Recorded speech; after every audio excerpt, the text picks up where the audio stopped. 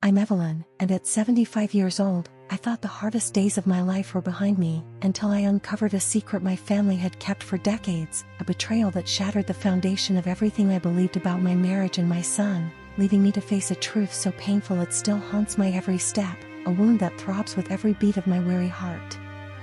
I lived in a modest bungalow in Boise, Idaho, its white picket fence weathered by time, the backyard dotted with lilac bushes I'd planted with my late husband, George, before he passed 8 years ago from lung cancer, his gentle voice still whispering in my dreams as we'd sit on the porch swing, watching the sunset paint the sky in shades of amber. My days were quiet, watering the lilacs with a rusty can, baking oatmeal cookies for the neighborhood kids who called me Grandma Evie, their laughter a balm to my loneliness, and sorting through old letters, their faded ink a portal to the past where George and I raised our son, Robert, 50, a contractor with a gruff exterior, and welcomed our 3 granddaughters, Emily, 18, a budding artist, Sophie, 15, a soccer star, and Lily, 12, a bookworm with a shy smile. I poured my life into them, stitching Robert's Halloween costumes until my fingers bled, staying up late to help Emily with her art projects, driving Sophie to soccer practice despite my arthritis, and reading bedtime stories to Lily, dreaming of a legacy of love that would carry us through the years.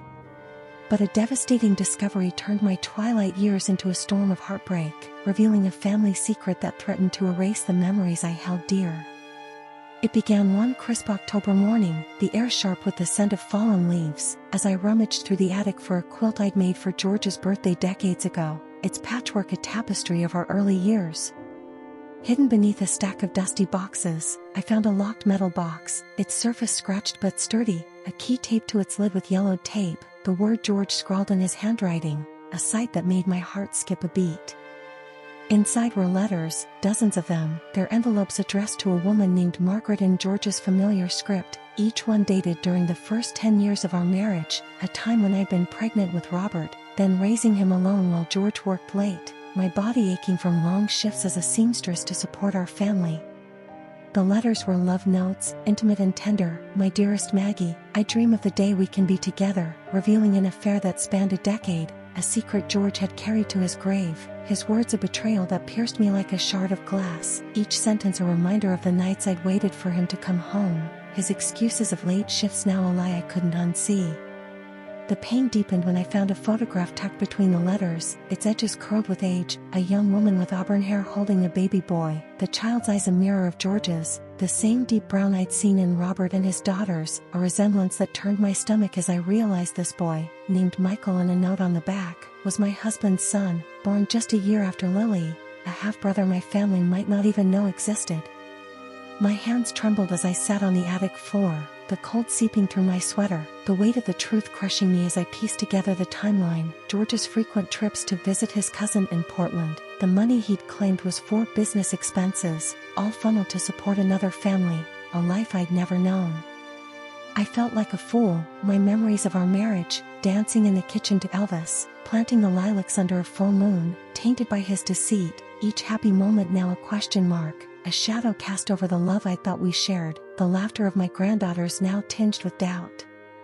I called Robert and his girls to the house, my voice shaking as I clutched the letters, the photograph burning a hole in my pocket, the scent of lilacs drifting through the open window as I sat them down in the living room, the same room where we'd opened Christmas presents, their childhood stockings still hanging on the mantel, adorned with their names in glitter.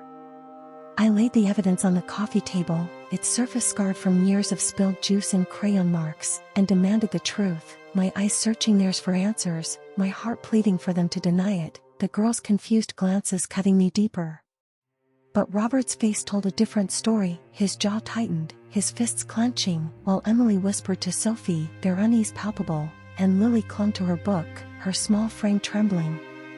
Robert confessed they'd known about Michael for 5 years, since Emily found old letters in George's desk after his death, a secret he'd kept from me to spare my feelings, while the girls had met Michael at a family gathering in Portland, forming a bond with their uncle, all while excluding me, their silence a betrayal as deep as George's affair, each hidden visit a knife in my back, the thought of them laughing with him while I baked cookies alone breaking my heart. The revelation grew darker when I learned they'd been sending Michael money from George's life insurance, a policy I thought was for our family, funds I'd relied on to pay for my medications and the house's upkeep, my arthritis making every task a struggle, the creak of my joints a constant reminder of my age. Robert admitted they'd given Michael over $30,000, claiming it was what Grandpa would have wanted to support his struggling auto shop, while Emily justified it as family duty, their words a hollow excuse for draining the account I'd counted on, leaving me with barely enough to cover the property taxes, a financial betrayal that left me reeling, my hands shaking as I realized how close I'd come to losing my home. They'd even planned to bring Michael to Boise for a family reunion without telling me, a gathering scheduled for Christmas, a holiday I'd spent alone the past 3 years, their excuses of scheduling conflicts now a lie exposed, the thought of them decorating a tree with him while I sat with a store-bought pie breaking my heart anew, each imagined carol a betrayal I couldn't forgive. I refused to let their deceit define my legacy, so I hired a lawyer, a compassionate man named Thomas with a warm smile, using the last of my savings from my seamstress pension, money I'd kept in a cookie jar shaped like a cow, its chipped ear a reminder of Lily's childhood tantrums when she'd knocked it over. The legal battle stretched over 9 exhausting months, each court date a grueling ordeal that tested my aging body, the courthouse's stone steps a challenge for my knees, the air heavy with the scent of old paper and the murmur of attorneys, their voices a drone against my pounding heart. Robert's lawyer, a cold woman with a pinched face, argued I was too emotional to manage the estate, presenting doctored bank statements that claimed I'd agreed to the payments, a lie that made my blood boil, their audacity a slap to my face, the girl's silent stares from the gallery adding to my pain. I sat through testimonies from Michael, who appeared in court, his resemblance to George a punch to my gut, his voice steady as he claimed he deserved the money for years of neglect, and from a financial advisor they'd hired, who testified I'd been negligent, a fabrication that brought tears to my eyes, my hands gripping Thomas's arm for support, his steady presence a lifeline. Thomas countered with evidence of my frugal life, receipts for my medications, letters from neighbors who spoke of my independence, and bank records showing the unauthorized withdrawals, his voice a steady anchor as he fought for me, his belief in my cause a light in the darkness, the granddaughter's eyes widening as the truth unraveled. I lost sleep, my bedroom a sanctuary turned prison, the silence deafening as I lay awake, the ticking of George's old alarm clock on the nightstand a cruel reminder of time slipping away, its hands moving forward while I felt stuck in betrayal, the moonlight streaming through the lace curtains casting shadows on the walls, each one a specter of my pain, the creak of the floorboards a ghostly echo of their footsteps. The ghost of my family's childhood laughter haunted me, Robert's proud grin as he built a birdhouse with George, Emily's giggles as she painted my face with watercolors, Sophie's cheers at her first soccer goal, Lily's soft recitation of bedtime stories, each memory a blade that cut deeper, their innocence a stark contrast to the family they'd become, their deceit a shadow over the love I thought we shared. The sound of their voices now a bitter refrain in my mind.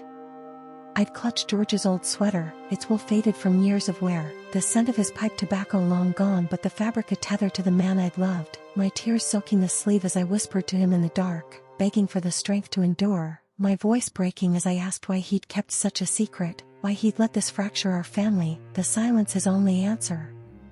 My neighbors rallied around me, their support a lifeline in my despair, bringing homemade pies and sitting with me in the backyard, the lilacs blooming as they shared stories of their own families, their voices a comfort against the storm in my heart, the hum of bees a gentle backdrop to our talks. But the weight of my son and granddaughter's betrayal bore down, their absence at my birthday, a day they'd once filled with flowers and hugs, Emily's handmade cards, Sophie's soccer medals, Lily's shy poems, leaving me to celebrate with a single cupcake, its candle flickering as I made a silent wish for truth, the frosting bitter against the ache in my chest, the empty chairs a silent accusation. Just when I thought the worst had passed, a new twist emerged. Thomas discovered Robert had been working with a shady accountant, a man named Carl with a history of financial fraud, who'd helped them siphon the insurance money, his name linked to a scam that had targeted other widows in Boise, his involvement a chilling revelation that deepened my fear, my nights now filled with dread of losing everything, the creak of the porch swing a sound I began to dread, its motion a reminder of happier days. I hired a private investigator, a stoic woman named Linda with a sharp gaze and a notepad always in hand, her presence a reassurance as she dug into Carl's dealings, meeting me at a diner with cracked vinyl seats, the smell of burnt coffee lingering as she handed me files, her hand steady as she detailed his schemes, the clink of cups a rhythm to our conversation. Linda uncovered that Robert had promised Carl a cut of the insurance money, using it to fund a failing construction project, a plot that could have left me destitute, the paperwork a labyrinth of deceit that made my head spin, each page a betrayal etched in numbers, the granddaughter's names signed on some documents a shock that left me breathless. But the plot thickened when Linda revealed Carl's deeper motive. He'd been jilted by a widow years ago, a woman who'd rejected his advances after he tried to scam her. And now he targeted elderly women as revenge, his partnership with Robert a twisted game of power, each move a step toward reclaiming his pride, a revelation that turned my stomach, the layers of betrayal piling higher, my breath catching as I realized the depth of their malice, the girl's involvement a wound I couldn't comprehend. I spent months gathering evidence, my days a blur of meetings with Thomas, his office lined with law books and a view of the Boise foothills, phone calls with Linda, her voice a steady comfort, and sleepless nights poring over documents, my kitchen table a war room of scattered papers and teacups, the walls closing in as I fought to reclaim what was mine, the ink on the pages blurring through my tears, my glasses fogging with each shaky breath, the scent of lilacs drifting in from the open window a bitter contrast to my pain. One evening, as I sorted through George's old fishing tackle, its hooks rusted but the box a treasure trove of memories, I found a note he'd written to me on our 20th anniversary, tucked inside, its words a balm to my soul, "Evie, you're my everything, forgive me for my mistakes." The note gave me the resolve to keep fighting, his handwriting a lifeline in the storm, its loops and curves a reminder of the man I'd loved despite his flaws, my fingers tracing the words as I wept, the paper crinkling under my touch. But the fear escalated when Carl left a threatening letter in my mailbox one night, its words scrawled in red ink, "Back off, or you'll lose more than money," the threat chilling me to the core, my hands trembling as I showed it to Thomas, his face hardening as he promised to report him, his resolve a shield I clung to, my heart racing as I double-checked the locks each night, the click of the bolt a small victory against my fear. The courtroom became a crucible of tension, each session a battle for my legacy, the air heavy with the scent of old wood and the murmur of spectators, their whispers a backdrop to my pain, the benches creaking under their weight. Robert and the girls sat together, their faces a mask of defiance, Robert's jaw tight, Emily's hands sketching nervously, Sophie's soccer jersey wrinkled, Lily's book clutched to her chest, their unity a stark contrast to the family we'd once been, their childhood photos on the wall behind me a painful reminder of what I'd lost, the frames tilting slightly from age. The judge, a man with a stern demeanor and a gravelly voice, listened as Thomas presented our evidence, the real bank statements, Linda's findings on Carl, testimonies from my neighbors who spoke of my frugality, their voices a chorus of support that brought tears to my eyes, their hands patting mine as they passed, the warmth of their touch a lifeline. Carl was called as a witness, his smug demeanor faltering under Thomas's cross-examination, his lies unraveling as he stammered, his involvement with Robert exposed, the courtroom buzzing with gasps as the truth came to light, the weight of their deceit laid bare, the girls' faces paling as the evidence mounted. Robert's defense crumbled, his doctored statements exposed as fraud, his motives revealed, greed, secrecy, and a willingness to sacrifice his mother's security, a truth that broke my heart anew, their betrayal a wound that bled with every glance across the room, their faces now strangers to me, the granddaughter's tears a bitter twist I couldn't reconcile. Finally, after a fight that felt like an eternity, marked by moments of despair and fleeting hope, the judge ruled in my favor, ordering Robert and the girls to repay the misused funds, over $25,000 in total, a sum they'd struggled to afford, a financial burden I knew they'd resent me for, the checks arriving in dribbles that barely covered my expenses, each one a reminder of the cost of their deceit, the envelopes piling up on my counter like a silent accusation. Carl was arrested for fraud in a separate investigation, his arrest reported in a local paper, his downfall a small justice that eased my fear, but the victory felt hollow, my trust in my son and granddaughters was shattered into fragments I couldn't piece back together, my home secure but my heart scarred by the ones I'd loved most, their betrayal a wound that throbbed with every memory of their childhood, their laughter now a bitter echo, a sound that once brought joy now laced with pain. The girls' drawings and soccer trophies a painful reminder of what I'd lost. I started therapy to process the trauma, sitting in a cozy room with a therapist named Helen, her gentle voice guiding me through the grief, joining a support group for widows who'd faced family betrayal, their stories of resilience, like a woman who'd lost her savings to her nephew, or another whose son had sold her jewelry, inspiring me to find my own strength, their shared sorrow a mirror to mine in the circle of chairs, the creak of the floor a rhythm to our healing, our hands clasped in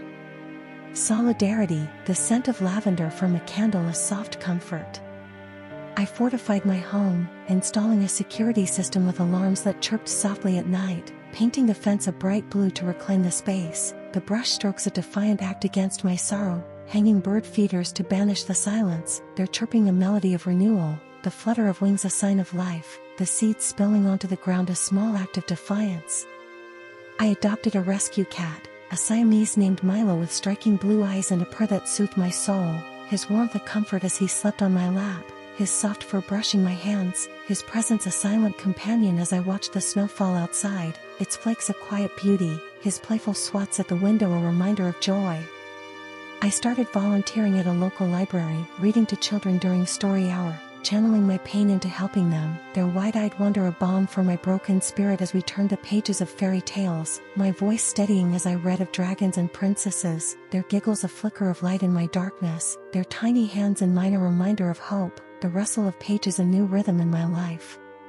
Yet the wounds linger. I flinch at the sound of a phone ringing, fearing it's one of them, my heart now a source of anxiety with each unanswered voicemail, the silence of the line a heavy weight, and I've grown wary of family, my trust guarded behind walls I never thought I'd need, each memory of their childhood a double-edged sword, my smile faltering at the thought of their voices, their drawings, their soccer cheers.